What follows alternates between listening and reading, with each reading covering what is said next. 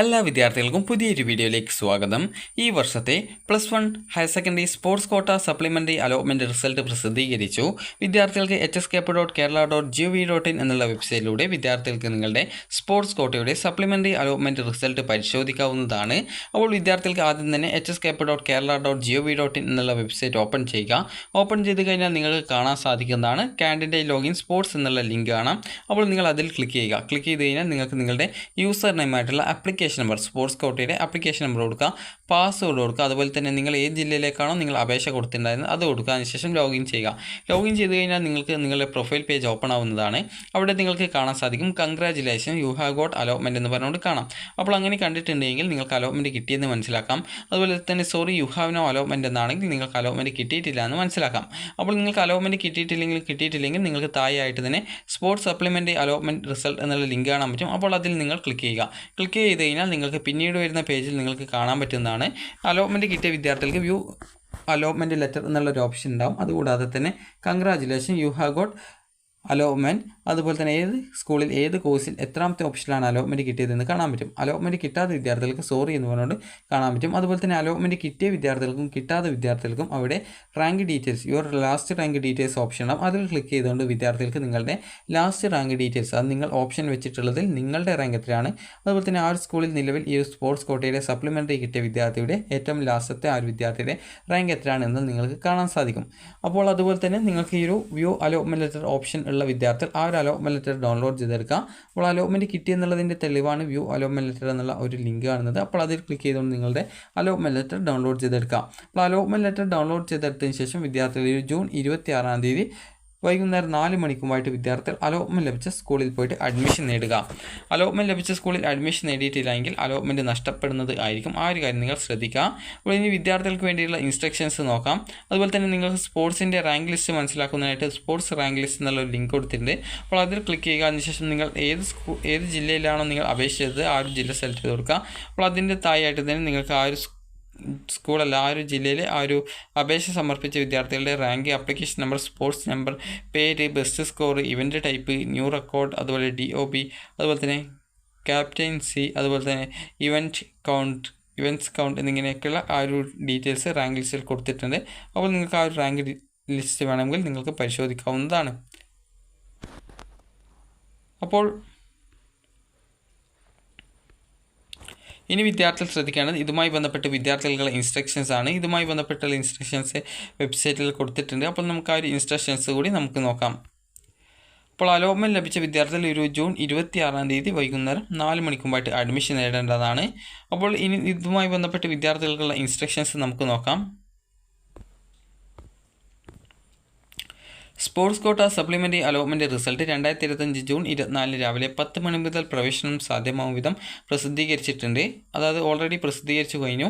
അതുപോലെ തന്നെ candidate ലോഗിനിലെ sports supplementary results എന്നുള്ള ലിങ്കിലൂടെ അലോട്ട്മെൻറ്റ് റിസൾട്ട് പരിശോധിക്കാവുന്നതാണ്.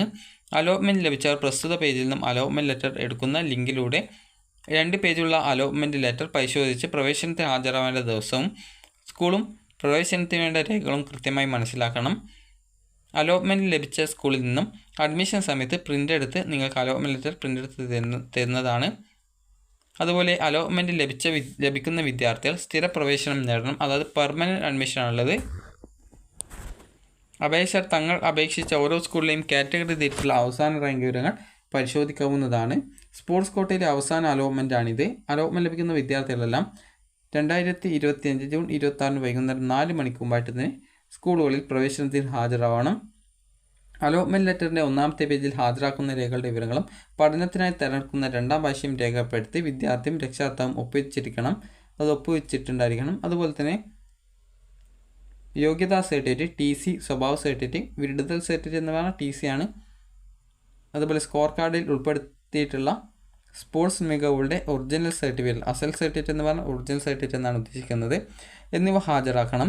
യോഗ്യത തെളിയിക്കുന്ന സർട്ടിഫിക്കറ്റുകൾ ബന്ധപ്പെട്ട ബോർഡിൽ നിന്നും ലഭ്യമാകാത്ത വിദ്യാർത്ഥികൾക്ക് അസൽ സർട്ടിഫിക്കറ്റുകൾ ഹാജരാക്കാൻ സമയം അനുവദിക്കുന്നതാണ്. അതായത് SSLC സർട്ടിഫിക്കറ്റ് ഒറിജിനൽ കിട്ടാത്ത വിദ്യാർത്ഥികൾക്ക് SSLC സർട്ടിഫിക്കറ്റിൻ്റെ കോപ്പി മതി. പ്രവേശനത്തിനായിട്ട് വിദ്യാർത്ഥികൾ സ്വയം സാക്ഷ്യപ്പെടുത്തി സമർപ്പിക്കുന്ന യോഗ്യത തെളിയിക്കുന്ന പകർപ്പുകൾ സ്വീകരിക്കാവുന്നതാണ്. ആവശ്യമെങ്കിൽ സ്കൂൾ അധികൃതർ ഔദ്യോഗിക വെബ്സൈറ്റിലൂടെ പ്രസ്തുത റിസൾട്ടിൻ്റെ സാധുവായ സാധ്യത ഉറപ്പാക്കാവുന്നതാണ്.